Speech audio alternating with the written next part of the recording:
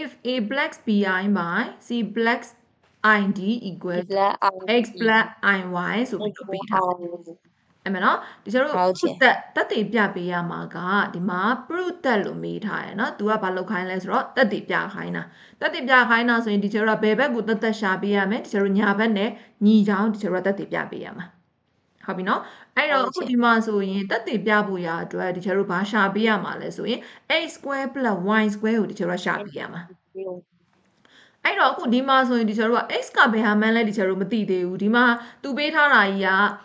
a plus ib by c plus id equal to x plus iy ဒါဆိုရင်ဒီဘက်ကလည်းပဲဒီကျတို့ဒီ complex number လေးဒီဘက်ကလည်းပဲ complex number လေးဒီဘက်ကအစားလေးကိုဒါဒီကျတို့က complex number ပုံစံဝင်အောင်ပြနိုင်ရင်ဒီကျတို့က real part ချင်းညီပေးလိုက်လို့ရပြီ imaginary part ချင်းညီပေးလိုက်လို့ရပြီဟောဒီလိုပုံစံတွေမှာじゃဒီကျတို့ calculator သုံးလို့ရသေးလားဆိုတော့ကြတော့မရတော့ဘူးဟုတ်ပြီနော်အဲ့တော့ calculator ကじゃကဏ္ဍနဲ့ပဲသူကဗာပြမှာလဲဆိုလို့ရှိရင်အဖြေကပေါ်ပြမှာဟုတ်နော်အဲ့တော့ကြတော့ဒီကျတို့မှာက calculator သုံးလို့မရတော့ဘူးအဲ့တော့ဒီကျတို့ကိုယ့်ဘက်ကိုတွက်ထုတ်ပေးရမယ်အဲ့တော့အခုဒီမှာသူ့ရဲ့ပေးထားချက်က a plus IB black ID C black ID C black ID equal to X black IY X black IY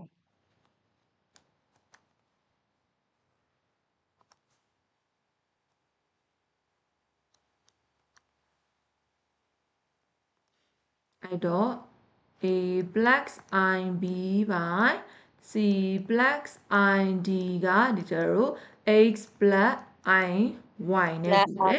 အဲ့တော့ဒီကျ X black IY ကိုဒီဘက်ကိုပို့ထားလိုက်မယ်အဲ့တော့ဒီကျတော့ operation လုပ်ရမှာဒီကောင်ကြီးမို့လို့လေအဲ့တော့ဒီချက်ကဒီအပိုင်းငယ်ကြီးကိုစားထားတာကြီးကိုဒီကျတော့ complex number ပုံစံဖော်ပြခြင်းရင်ဘာနဲ့မြောက်ပေးရတာလဲပိုင်းခြေရဲ့လက္ခဏာပြောင်းပြန်ဟုတ်တယ်ပိုင်းခြေရဲ့ conjugate နဲ့မြောက်ပေးရတာအဲ့တော့ c minus နဲ့ id နဲ့ပိုင်းဝေကိုရောပိုင်းခြေကိုရောဒီကျတို့ကမြောက်ပေးလိုက်ရတာအဲ့တော့မြောက်လိုက်မယ်အခုဒီမှာအပေါင်းတစ်ကွင်းအနှုတ်တစ်ကွင်းဆိုရင်ဒီကျတို့ကဘယ်လိုပြန်စုလို့ရလဲဒီ square နှစ်ထပ်ကိန်းတစ်ခုခြားနာဟုတ်တယ်နှစ်ထပ်ကိန်းနှစ်ခုရဲ့ခြားနာခြင်း c square minus d id square id the whole square ဆိုပြီးတော့ဒီကျတို့ဒါမျိုးလေးဒီကျတို့စုလိုက်လို့ရတယ်ဒါဆိုရင်ပိုင်းဝင်မှာကြတော့ဒီကျတို့ရဲ့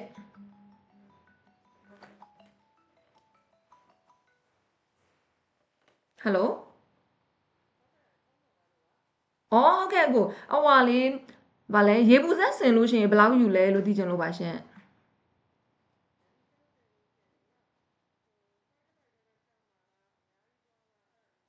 တပိုက်ထဲပဲချမှာရှင်တပိုက်ထဲပဲချမှာရှင်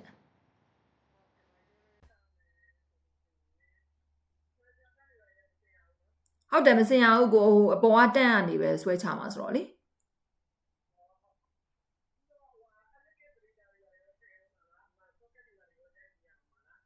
socket လားဟုတ် socket ကတော့ရိုက်ပေးရလောက်တယ်ရှင်ဟုတ်ကဲ့9000ခွဲဟုတ်ကဲ့ဟုတ်အမျိုးသားနဲ့အားဆိုရင်ဟုတ်ကဲ့ပါဟုတ်အမျိုးသားနဲ့ပြောပြီးကမှဟိုစင်ပြစ်တယ်ဆိုလို့ရှိရင်ဖုန်းလေးပြန်ဆက်ပါမယ်နော်ဟုတ်ကဲ့ဟုတ်ကျေးဇူးပါရှင်ဟုတ်ကဲ့ပါရှင်ဟုတ်ကျေးဇူးပါရှင်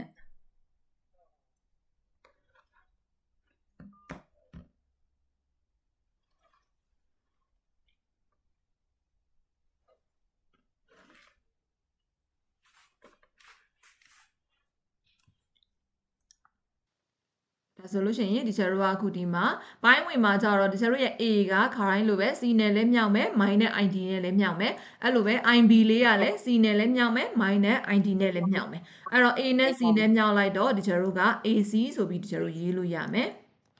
ပြီးတော့ရင်နောက်တစ်ခါ min နဲ့ id နဲ့မြောက်လိုက်တော့ဒီကျတို့ min နဲ့ i ad ဆိုပြီးတော့ရေးလို့ရမယ်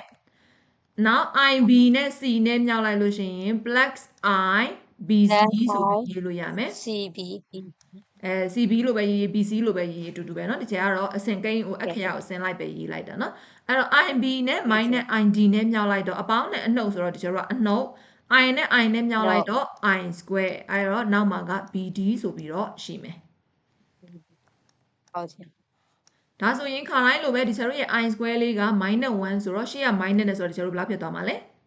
ဖြစ်သွားမယ် အပေါင်းဖြစ်သွားမယ်ဒါဆိုရင်သူဒီ i ပါတယ်ကိန်းလား i မပါတယ်ကိန်းလား မပါတဲ့ကိန်း မပါတဲ့ကိန်းဖြစ်သွားပြီဒါဆိုလို့ရှိရင်မပါတဲ့ကိန်းနားလေးမှာပဲဒီချာတို့စုမယ် AC plus BD ဆိုပြီးတော့မှဖြစ်သွားပြီ BD ဟုတ်ပြီနော်အဲ့တော့ AC plus ဒီချာ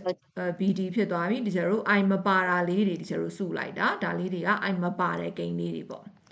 နောက်တစ်ခါ i ပါတာလေးတွေစုမယ်အပေါင်းကိုပဲရှေ့ရထားမယ်အဲ့တော့အပေါင်း i ဒါဆိုရင်ဘာဖြစ်သွားမလဲ BC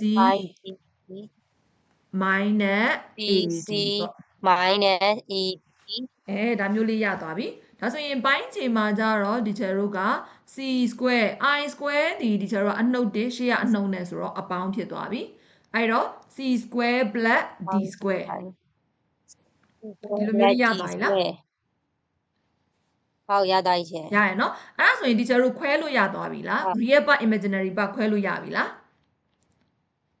ဟုတ်ရပြီရှင်ရပြီနော်အဲ့တော့ကြတော့ခွဲလိုက်တော့မယ်ဒီချာတို့က AC plus BD by BD C square plus D square ပြီးရင်အပေါင်း I BC minus AD by C square plus D square ဆိုပြီးတော့မှဒီချာတို့ဒါမျိုးလေးရသွားပြီရမယ်နော်အဲ့ဒါဆိုလို့ရှိရင်အခုဒီမှာဘယ်ဘက်ချမ်းမှာ x plus iy ရှိတယ်ညာဘက်မှာဒီချာတို့က AC plus BD by C square plus D square plus I BC minus AD by C square plus D square ဆိုတော့ဒီချာတို့ရဲ့ x ကဘယ်လောက်ဖြစ်မလဲ x ကရှင် AC plus BD by C square plus D square ဟုတ်တယ်ဒါကြောင့်မို့လို့ဒီချာတို့က x ဒီ AC plus BD by C square plus D square D square y ကကြတော့ဒီချာတို့က BC minus AD by C square plus D square ဆိုပြီးတော့ဒီချာတို့ဒါမျိုးလေးရေးလိုက်လို့ရသွားပြီဒါဆိုသက်သေပြဖို့ရအတွက်ဒီချာတို့မှာ x လည်းရှိပြီ y လည်းရှိပြီဆိုတော့သူ့ရဲ့သက်သေပြချက်ထဲမှာဒီချာတို့ကိုသူရှာခိုင်းတာဒီ x square plus y square ဒါဆိုရင်ဒီချာတို့က x square plus y square လေးကိုဒီချာတို့ရှာပေးမယ်x square လို့ပြောတာဖြစ်တဲ့အတွက်ဒီချာတို့က AC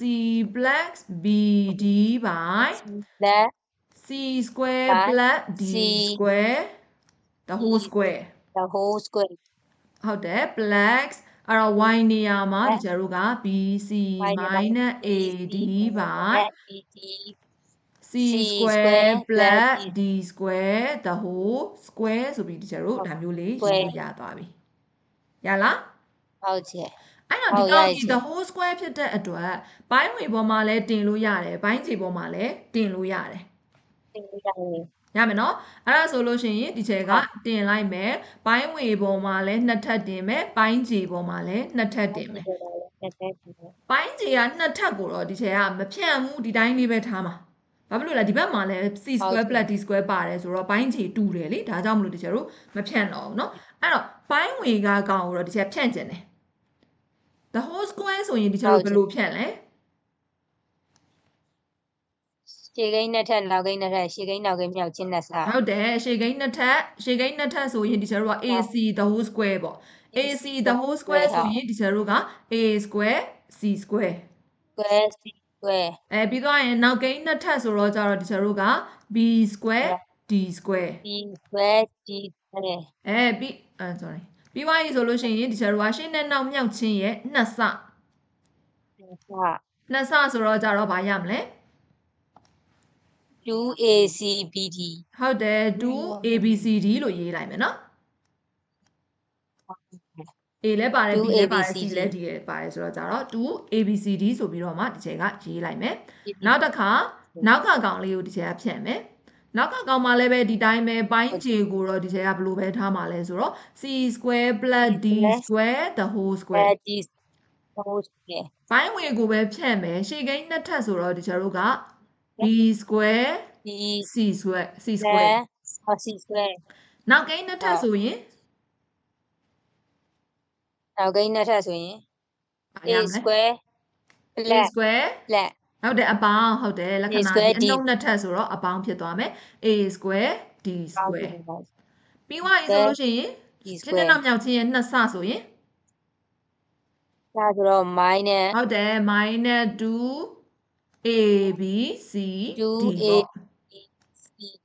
အော်ဒါဆိုရင်ပိုင်းခြေတွေကတူနေတဲ့အတွက်ပိုင်းဝင်တွေကိုတခါတည်းတန်းပြီးပေါင်းလို့နှုတ်လို့ရလားမရဘူးလားဟုတ်ပါတယ်ကျယ်ရတယ်နော်ဒါဆိုရင်ပေါင်းလိုက်မယ်ဆိုရင်ဒီမှာအပေါင်း 2abcd ဒီမှာအနှုတ် 2abcd ဒီနှစ်ခုခြေလို့ရလားရပါတယ်ကျယ်ရတယ်နော်အဲ့ဒါဆိုရင်ဒီချေကအပိုင်းကိန်းကိုတစ်ခုတည်းပဲရေးလိုက်တော့မယ် c square plus d square the whole square the whole အဲ့ဒါဆိုလို့ရှိရင်ဒီချေကအခုဒီမှာ a ပါတဲ့ကောင်လေးကိုကြည့်လိုက်မယ်ဒီမှာ a square c square ဒီမှာ a square d square a ကိုပုံထုတ်လို့ရလား a square လေးကိုပုံထုတ်လို့ရလားရတယ်ကျယ်ရတယ်နော်ဒါဆိုရင် a square လေးကိုပုံထုတ်လိုက်မယ်ဘာကြံခဲ့မလဲဟုတ်တယ် c square plus d square ကြံခဲ့မယ်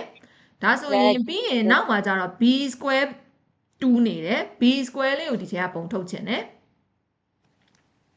ဟုတ်တယ်ဒါဆိုရင် b square plus b square d plus c c square plus d ဟုတ်တယ် c square plus d square ပဲပေါ့ d square ရမယ်နော်ဒါဆိုရင်ဒီမှာကြည့်ပါဦးဒီမှာလည်းပဲ c square plus d square ဒီမှာလည်းပဲ c square plus d square တခါထပ်ပြီးပုံထုတ်လို့ရလားရပါတယ်ရှင်ရတယ်နော်ဒါဆိုလို့ရှိရင်ဒီကျတို့ကရှေ့မှာဗာကြံခဲ့မလဲ a square ကြံခဲ့မယ်နောက်မှာက b square ကြံခဲ့မယ်အဲ့တော့ဒီကျတို့ပုံထုတ်လိုက်တာဗာလေးကိုထုတ်လိုက်တာလဲဆိုရင် c square plus d square လေးကိုဒီကျတို့ပုံထုတ်လိုက်တာအဲ့တော့ပိုင်းခြေမှာကကျတို့ c square plus d square the whole square ရှိတယ်အောက်မှာနှစ်ထပ်ရှိတယ်အပေါ်မှာတစ်ထပ်ရှိတယ်ဆိုတော့ဒီကျတို့ခြေလို့ရလားမရဘူးကျဒီမှာလေသူတို့ကမြောက်ထားတာလေမြောက်ထားတာဆိုရင်ဒီကျတို့ကခြေလို့ရတယ်ဥပမာပြောပြမယ်နော်ဥပမာဒီကျတို့က 2a by 4ဆိုရင်အပေါ်မှာက2တစ်ထပ်အောက်မှာက2နှစ်ထပ်ဒီကျတို့ခြေလို့ရလားမရဘူးလားရတယ်ကျရတယ်နော်2နဲ့ a နဲ့ကဘာလောက်ထားလို့ခြေလို့ရရလဲဆိုရင်မြောက်ထားလို့ရတာအကယ်၍ဒီကြားထဲမှာအပေါင်းလက္ခဏာကြီးဆိုရင်တော့ခြေလို့မရဘူးဟုတ်တယ်ရမယ်နော်ဒီမှာလည်းပဲအတူတူပဲဒီကျတို့က a square plus b square နဲ့ c square plus d square နဲ့ကမြောက်ထားတာဒီကွင်းနှစ်ခုကမြောက်ထားတာဒါကြောင့်မို့လို့ဒီနှစ်ခုကိုဒီကျတို့ကခြေလို့ရတယ်အပေါ်ကတစ်ထပ်အောက်မှာနှစ်ထပ်ဖြစ်တဲ့အတွက်အောက်မှာတစ်ထပ်ပဲဒီကျတို့ကကြံခဲ့တော့မယ်နားလည်လားဟုတ်ကဲ့နားလည်နော်အဲ့ဒါဆိုလို့ရှိရင်ဒီကျတို့ဒီဘာဖြစ်သွားပြီလဲဆိုရင်ပိုင်းဝေမှာ a square plus b square by c square plus d square ဆိုပြီးတော့မှသူတက်တည်ပြခိုင်းတဲ့ကောင်ကြီးကိုတန်းပြီးတော့ရောက်သွားပြီလားရသွားပြီရှင်ရောက်သွားပြီเนาะဒါကြောင့်မို့လို့ဒီကျတို့က a square plus y square ဒီ a square plus b square by c square plus d square နဲ့ညီတယ်ဆိုပြီးဒီကျတို့အဖြေထွက်သွားပြီရတယ်เนาะနားမလည်လိုက်တဲ့နေရာလေးများရှိလားမရှိဘူးရှင်ရှိဘူးเนาะအဲဆိုရင်